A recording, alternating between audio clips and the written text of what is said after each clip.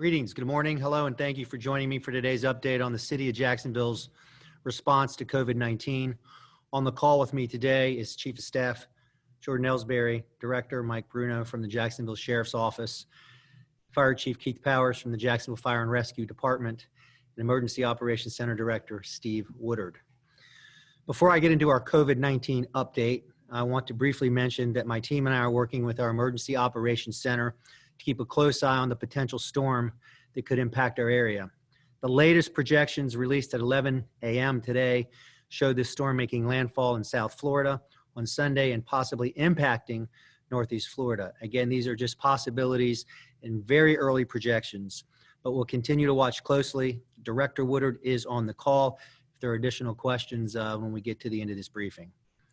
As of this morning, the Florida Department of Health reports 137 new positive COVID-19 cases in Duval County, 146 deaths, and an overall positive testing percentage of 10.76%. COVID-19 hospitalizations remain stable, and they have been now for several days. They're not declining rapidly, but they're also not rising. What is declining are the daily number of positive cases. These factors make us cautiously optimistic. I was on a call with hospital leaders this morning, and they confirmed that the recent surge seems to be stabilizing and even trending downward in some hospitals, some facilities. Our hospitals are reporting a total of 481 current hospitalizations of COVID-19 patients, 106 in intensive care. All hospitals are reporting available adult beds, and all but one have ICU capacity. While this is a positive sign, we should remain vigilant, cautious, and take the responsible actions to slow the spread of this disease. If you need to be tested for COVID-19, we created a website with a full list of locations and criteria. This includes 6 new city-sponsored sites. Go to coj.net/COVID-19 testing. I've heard concerns about the turnaround for test results. It's important to note that 60% of those tested at city-sponsored sites that I just mentioned are receiving results within 2 days. If you need to get a test, go get one. On Thursday evening, President Trump announced that in order to protect the health and safety of attendees and Jacksonville residents, the RNC events planned in our city would be canceled. It was a difficult decision for the president. We're grateful for his concern and continued commitment to the people of Jacksonville and to the United States. While we were hopeful and motivated by the potential economic impact of the convention, especially for the many businesses struggling in the wake of this pandemic, public safety is our top priority, and canceling was the right thing to do. As we move towards the start of the school year, we need voices speaking for our children.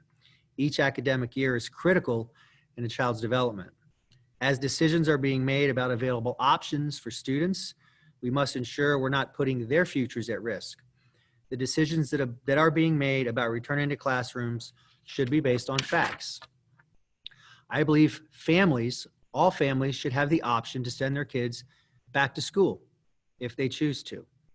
All 3 of my children, given the facts that we have now, the information we have, will be going back to the classroom this fall.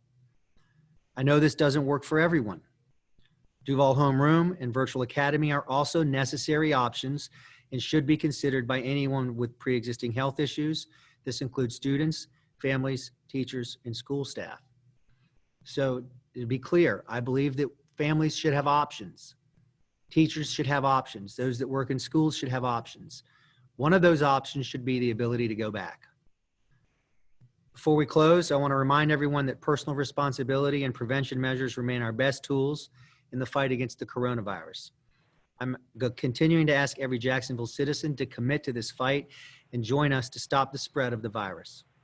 Please wear a mask or cloth face covering when you're in close contact with others. Maintain safe social distance of 6 feet or more from others when possible. Wash your hands frequently and avoid large gatherings. If you have any symptoms or have had direct contact with someone who is positive, please stay home, self-isolate, get tested to prevent spreading this virus to vulnerable populations. I would remind people that as again, it appears that hospitalizations have stabilized. And while percentage of positives are declining, we have to continue to work to drive those numbers down, but we can't grow complacent while there's no vaccine. Wear a mask, practice social distancing when you can, do everything that we can to slow and stop the spread. I want to thank you for joining me and getting this important information to our citizens. I would also like to send my thoughts and prayers to Council President Tommy Hazouri, who continues to recover from a successful lung transplant that took place this weekend. I've been in communication with Tommy prior to the transplant and have also since spoken with him. He sounds strong. It was successful, but that is a very serious surgery. He's got a long road ahead of him. He sounded good. He knows that the community cares about him and is with him. So let's continue to show our support.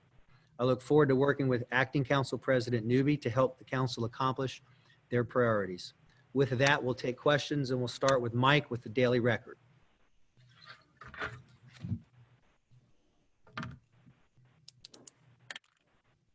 Yes. Hi, good morning or good afternoon, Mayor.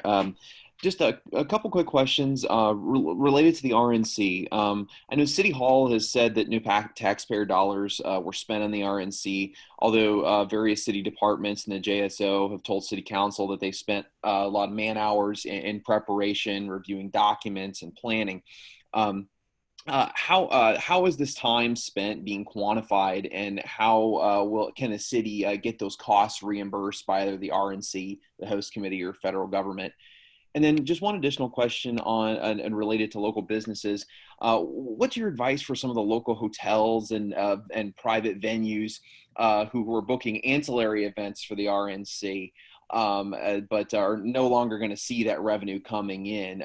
Is there any assistance or anything like that that's going to be made available to by the host committee or any other entity?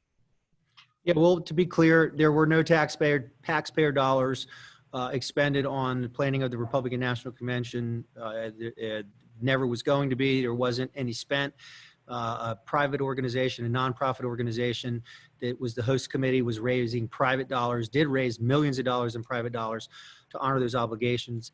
As to your question about hours that people in City Hall spend planning events, I believe council auditor is working on those numbers, and we'll get those to the council sometime in the days and weeks ahead. In terms of local businesses that were looking forward to this economic shot, this event, we planned it when our positivities were low, and we're with a virus that is unknown, that spreads. We don't have a vaccine, and things can literally change on any given notice, on any given day or any given week. So it's unfortunate that it had to be canceled, but it had to be canceled for health reasons and health concerns. And we're going to continue to work to support our small businesses and businesses in our city. As you know, we were one of the early cities to roll out city-sponsored relief package when this pandemic started, in partnership with ViStar. We rolled out stimulus checks with the CARES Act to people that had employment issues, and we're going to continue to look for ways to support those in need as we navigate this pandemic. Bridget with Action News. A couple questions for you and the Sheriff's Office. Do you agree with the decision to push back DCPS's start date? And what's your biggest concern for the upcoming school year? As far as for JSO, the mayor's budget proposal that just rolled out, what are the plans for new crime fighting technologies, if any new plans? And then can you provide updated overall crime numbers for the city and specifically violent crime numbers for this month? Before we go to Director Bruno with JSO, I'll take the question on schools. Look, our school board and our superintendent have a very heavy load on them right now as they weigh and navigate these decisions. So I understand their decision to push back the start of the school year and just to make sure they get it right. When school opens, assuming we're going to have the option and the opportunity for in-school learning, knowing what we know today, my family and I will be sending our kids back to school. And by the way, for those in the public that are wondering, I've got three kids. I say kids, young man, young ladies at this time. One going into 10th grade, one going into 8th grade, one going into 6th. One's in private school, 2 are in public schools. Our plan is for all 3 of them to be back in school. Director, I'll let you take the second part of the question. Bridget, to answer your question about the crime numbers, we'll get you that data and send that to you. Obviously, there's multiple categories and a lot of information there. We'll also send you the budget information that has already been forwarded to council, and so you can look at that information. And if you have any other questions, we'll take those from there. Alex, First Coast News. Afternoon, Mayor. You mentioned at the top of this, keeping an eye on the tropics. For you and for Director Woodard, what has the challenge been given the pandemic and preparations as we are continuing into hurricane season? I'll let Director Woodard get into the day-to-day operations of Emergency Operations Center in a moment, but I would say, look, we're prepared. I've said it before. We've been through multiple storms, hurricanes together the 5 years that I've been in office. We practice for crisis management with our Emergency Operations Center. They live this every day. So while a pandemic is nothing we've seen in our lifetime, they've navigated that successfully, are navigating it, getting us the right information we need, helping hospitals with PPE, keeping track of what's happening, and are going to continue to do, as it relates to hurricane season, what we've done in previous years. Director Woodard, I'll let you add to that. Yeah, so thank you, Mr. Mayor. We have adapted our plans to contemplate COVID and what that would mean for shelters. So we are looking and working with the school board and Department of Health, the Red Cross, to make sure we can accommodate anyone who needs to come to a shelter. It will likely require us to open more shelters, but we have that excess capacity. Generally, we open anywhere from 8 to 12 shelters. We have 29 shelters in our inventory, so we have good capacity. Also looking at doing screening of people who would be coming to a shelter. But we've also found that during COVID, we can do a lot of our operations virtually, so we're also going to include that as part of our overall planning. And we'll closely watch the tropics, as you mentioned, and watch the system. A lot of uncertainty associated with it. It's still about 585 miles east-southeast of the Leeward Islands, which puts it 2,200 miles away from Jacksonville. So we'll closely watch that for the next several days. Thanks, Director. And I would just add that, again, early stages, it's being monitored like we always do. I think, though, my sense is, given this the once-in-a-lifetime thing we've been going through with this pandemic, as we've entered hurricane season, there's been so much attention, rightly so, around COVID-19 that maybe people have not paid as much attention to hurricane prep. So I would remind people this is a good time to get your kits ready, be prepared for a storm. No reason to react right now. Again, this is a model that that at this point may not even result in any impacts. But going into hurricane season, we should all be prepared, even when there's no storm out there. Hannah with WOKV. Hi, Mayor. Along with that, are you able to say which hospitals are seeing the most strain during this time, and how are those hospitals preparing for the hurricane and tropical storm preparedness? And are there any plans when it comes to evacuations? I mean, with nursing homes and hospitals with COVID-19 patients, how is that going to work out? Yeah, well, I'll let Director Woodard take the second part on this, if I were to have to issue an evacuation order, what that looks like given COVID. But I'll say this. All of our hospitals experience some level of a hospitalization surge, over the last month or so, going back to either early July or late June. The weeks kind of blurred together.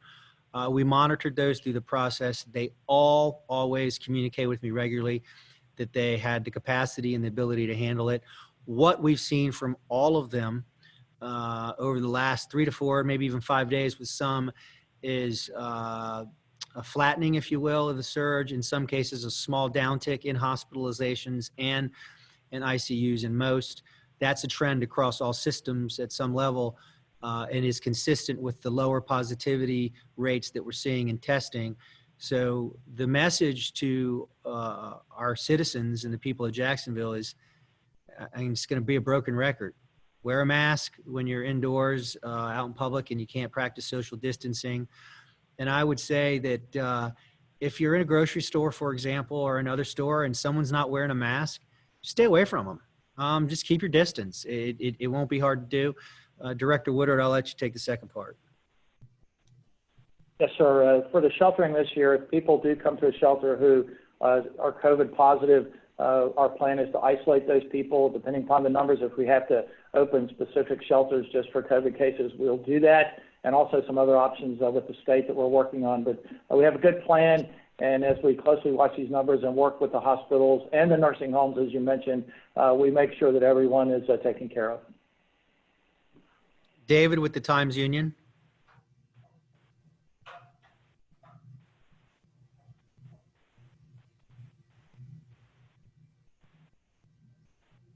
I think you need to unmute, David.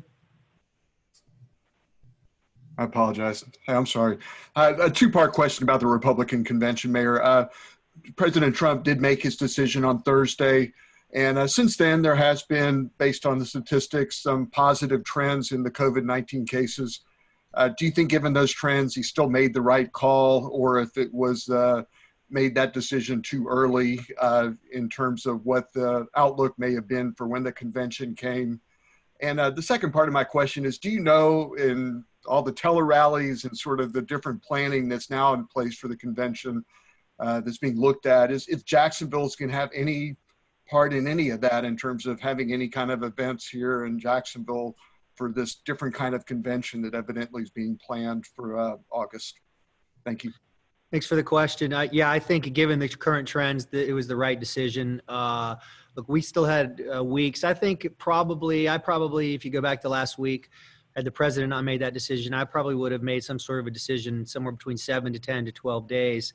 What we're seeing now is, if in fact we've plateaued, the plateau could be a long ride to begin to see declines, even though positivities are declining. So I think it was the right decision, even with declining numbers. And in terms of the tele-rallies, I don't have any information at this point in terms of involvement, where they may be, what they may look like, et cetera. Ellen with the Jacksonville Business Journal, last question. Good afternoon, Mayor. I have a few questions for you also regarding the RNC. I'm curious what you think this says about Jacksonville's ability to host an event like this. Secondly, I'm wondering if you can tell me how much money the host committee fundraised and what happens to that money now. And then lastly, did you receive any warning from the president prior to his announcement? If so, what was that conversation like? Yeah, thanks. I don't think this says anything about the ability of Jacksonville to host a convention.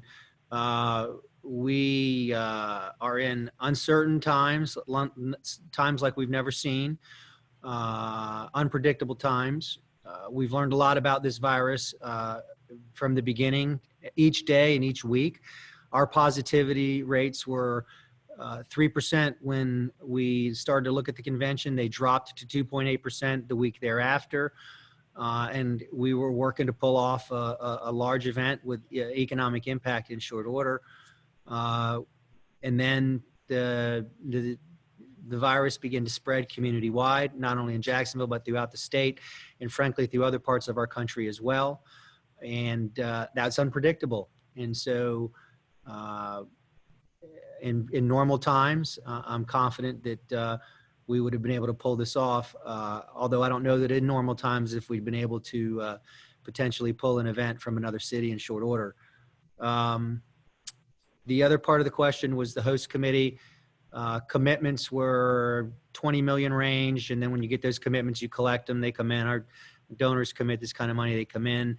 The monies that they did collect are more than enough to honor any obligations as a result of planning. So again, no taxpayer dollars, no city dollars to wrap up any planning that took place. And then the last part of the question was, We had been in ongoing discussions with the president's office, chief staff, and the RNC about what we were monitoring, one of which was COVID-19. And so as recently as the morning of the announcement, so I wasn't surprised. I spoke with President Trump the next day on Friday at length, probably a 15-minute phone conversation. And he reiterated his thanks for our willingness to host this when numbers were good. He reiterated his commitment to the health of the American people, the people of Jacksonville.